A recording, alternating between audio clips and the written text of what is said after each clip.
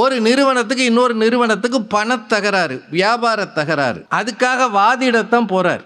அதில் என்னென்னா, அந்த நிறுவனம் இவ்வளவு தான் தரணும்னு ஒரு கணக்கு கொடுக்குது. இவங்களுக்கு கூடுதலான பணம் கொடுக்குறன்றது அந்த கணக்கில் போட்டு நீதிபதி கொடுத்துருக்குறாங்க.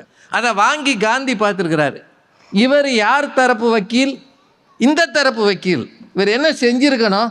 இவங்க கூட ஒரு $1000 கொடுத்துட்டான்னா எனக்கு ஒரு $200 அதில் கேட்டு வாங்கிக்கலாம்ல, அப்படி தான் நான் நினச்சிருக்கணும். நான் காந்தி என்ன பண்ணாரா தெரியுமா?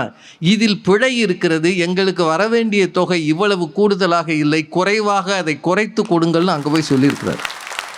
இவர் கூட்டிகிட்டு போன அந்த கேஸ் வச்சு அந்த ஆள் என்ன நினச்சிருப்பாருன்னு வைங்க, இதெல்லாம் ஒரு வக்கீல், அவருக்கு மேலே இருந்த ஒரு வக்கீல் அதெல்லாம் முடியாது, நமக்கு என்ன போச்சு, அவன் தப்பு. அது காந்தி இல்லை, இதுதான் சரி, எது உண்மையோ அதன் பக்கம்தான் நான் நிற்பேன் அப்படின்னு காந்தி பேசியிருக்கிறார். முதல் கேஸ்லேயே இப்படி